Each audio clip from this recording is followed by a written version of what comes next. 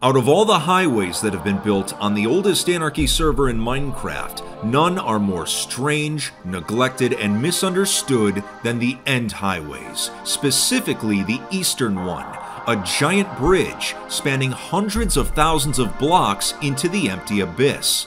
Since 2b2t's End Dimension is a very cold, chaotic, and uncaring place with very few resources, this roadway receives almost no travelers. A lot of you have been asking me to explore this specific highway, so I finally decided it was time.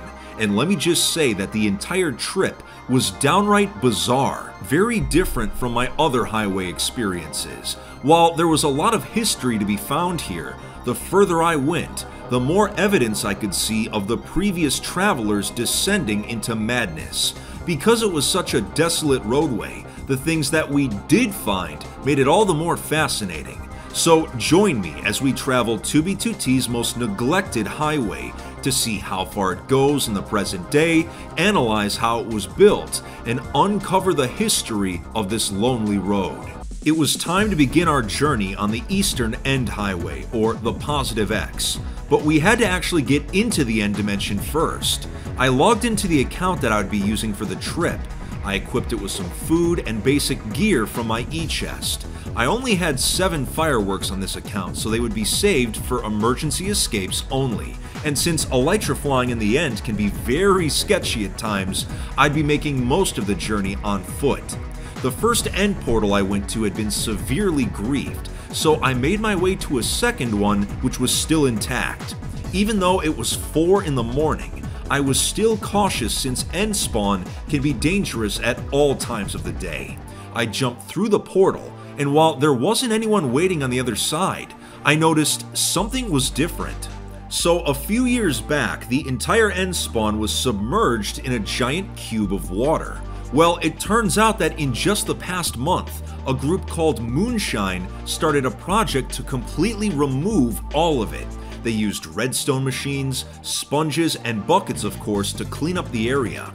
In just 16 days, these players worked around the clock while also avoiding PvPers and griefers. It's actually impressive that they cleared all of it out in such a short amount of time, but with no water, this meant I had to take an alternate route to get on the highway. But eventually, I made my way onto it, and my journey truly began. For the first few thousand blocks, a handmade obsidian bridge was all that separated me from the cold abyss. Since 2b2t's End Dimension is so old, there are massive areas of empty void where end islands don't exist, so there wasn't much to see. This bridge continued on until about the 5K milestone. It was here that it actually turned into ice, and there's a really clever reason for this. Years ago, redstone machines were used to generate ice highways all over the End Dimension. By abusing an exploit involving boots with the Frostwalker enchantment, you could attach them to an armor stand and move it across liquid water, freezing it in the process. Frostwalker ice is supposed to melt away pretty quickly, but since the End Dimension lacks a sun, the ice remains permanently, although it was starting to crack in some places, which made me a little nervous. But regardless, the bridge having guardrails meant we could now use a boat to slide on the ice, which would greatly speed up our journey. It was a nice convenience, but I wondered how long it would last. In some places, the highway was cobbled together with random blocks in between patches of ice. At around 7,000 blocks, I encountered the first end island on the highway. It was small, but most of it was intact. As I continued on, I noticed this section of the highway had a lot of griefed areas and melted ice, so I was extra careful. I eventually came across a joke nether portal, so it was clear that players' sense of humor was the only entertainment this far out. Eventually, at 11K, I found the first rest stop of our journey. There clearly had been some sort of structure here long ago, but most of it had been griefed. Judging by the non-native grass, it was clearly meant to be an inviting area. Down the road at 13K, I ran into the first set of chorus plants. Now, chorus fruit is commonly eaten by players because of its usefulness in escaping traps, so it makes sense why it took so long to actually find some off the highway. At 14K, I came across our first end city, its resources long gone. Based on its location, it was likely one of the first ones explored when they were added to 2b2t in 2016. Further on down the road, there were even more of them heavily damaged. It would likely be a while before we found one intact. At 19k was the first return gateway I had seen. I'm sure a lot of players had used it previously to return to end spawn out of boredom because there wasn't much to see on the highway so far. I reached the 20k milestone, which was nothing more than a single sign. In fact, something I noticed was that there were far less player signs on this highway than the overworld ones. Because there were so few of them, I actually found myself stopping to read all of them, something I wouldn't do in the overworld. At 21k, I found some more ruins. There were wooden planks floating in the air, so clearly it had been some sort of building, but it was unrecognizable in its current state. At this distance, chorus fruit was starting to become more plentiful on the sides of the highway. Not too long after, I found a bridge of wooden planks that seemed to lead off into the distance. I had originally made a rule for myself that I wouldn't stray too far off the highway because it would waste too much time, but curiosity got the better of me. Well, I reached the end of it, and it was nothing. A good reminder of why I had that rule in the first place. At 31k, I found the first intact house, and I use that term very loosely. Just a bunch of doors, a shoddy roof, and an e-chest. It was a mess, but technically counted as a structure.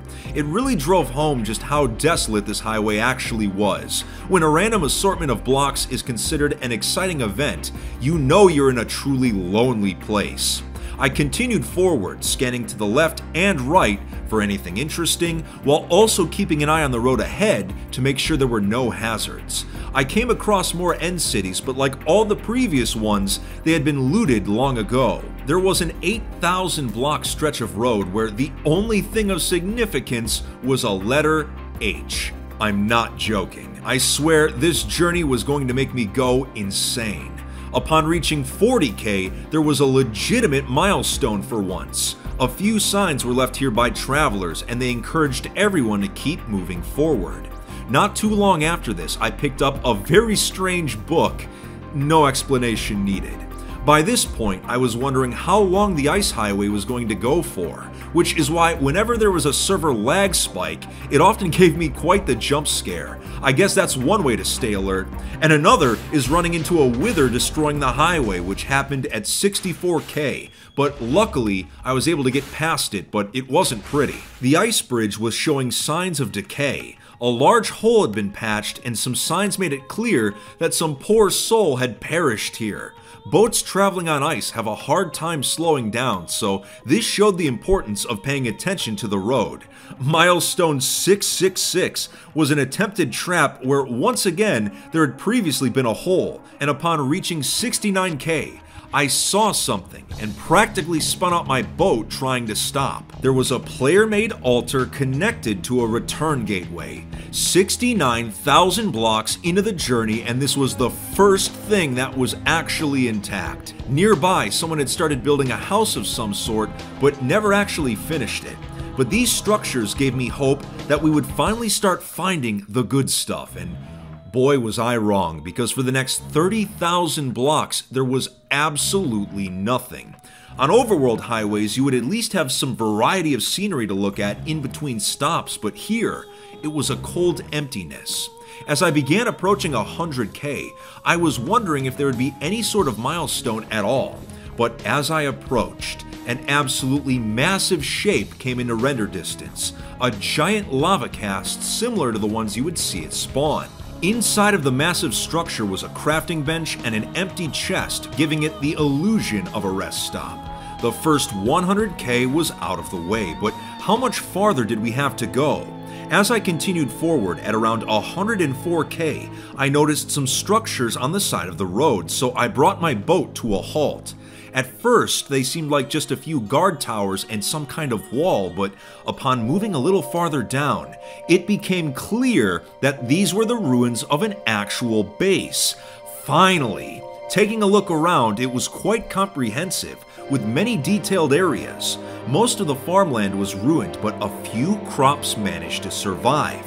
A wither was stuck on top of a pole, so I did my best to sneak past it. There was even a dragon egg just randomly sitting in a tunnel, which many of you already know is completely worthless, but still. I did some research and it turns out this base had been built by 3 players a few years back: Osmobite, Noogvault, and Death Anthem. They never gave it a name, so it was just referred to as the Milestone, but it lasted for 4 months before it was finally griefed, resulting in the ruins we see today. Pretty impressive stuff. But it was time to continue forward. At this point, the ice highway had finally ended, so the rest of the road was solid and stone brick. It was time to get back on foot. I could have continued using a boat if I utilized entity speed, but without guardrails on the highway, there was a risk of flying right off into the void, so I decided against it, at least for the time being. Out here, the end cities were starting to look more intact but had very little loot to offer. At 111,000 blocks, I had reached the original end of the highway, but according to the signs, a player named Not Housemaster had taken it upon themselves to continue building it, so our journey was not over. There was a floating island nearby, so I decided to take a look around, and to my complete surprise, I found a llama, and it was staring right back at me. A very bizarre animal to find all the way out here, but I knew exactly how it got here. A few years back, there was a fly hack on the server that involved riding on llamas and having them levitate. They could travel all over the end dimension at blazing speeds. They were used to establish far-out bases and transport items. After the exploit was removed, this llama must have gotten stuck here. Examining the llama's data, I was able to see its original owner. What a cool find. I left the llama in peace and continued on my way. I would still run into the occasional weird structure, but the road was pretty barren. Everything was starting to blend together. The only other structures I would see were single block towers that were likely used for elytra flying before the islands were connected. At 122k, I encountered the very first end city that still had live shulkers at it. Since they are commonly hunted and turned into shulker boxes, I was surprised these ones were still alive, but maybe it was a clue about how lonely and uninhabited this region actually was, even though it was directly on an axis. For tens of thousands of blocks, I continued on foot, seeing nothing but empty void and passing through countless islands. At around 146k, I found a shulker on the road that seemed to have highway building materials in it, so I decided to hold on to it. I used this opportunity to stop and replenish my food supply. At 150k, I was met with a legitimate milestone. Finally, something interesting. The hours of walking had been incredibly mundane, so I decided it was time to take a risk. I put down a boat, turned on entity speed, and pushed forward, being careful not to fly over the sides of the road. I had to be careful around Endermen, as they could have knocked me off the edge or killed me if I wasn't paying attention. It was risky, but it was much faster. As another 10,000 blocks came and went, I started finding really bizarre items on the ground, such as pistons and enchantment tables. It was odd. Upon reaching 178,000 blocks, the road came to a sudden stop right next to an island. I walked around and confirmed my suspicion. This was it. I'd finally reached the end of the road. No fanfare, no celebration, just a sudden stop. Unlike the overworld highways, there was nothing here to celebrate how far we had gone.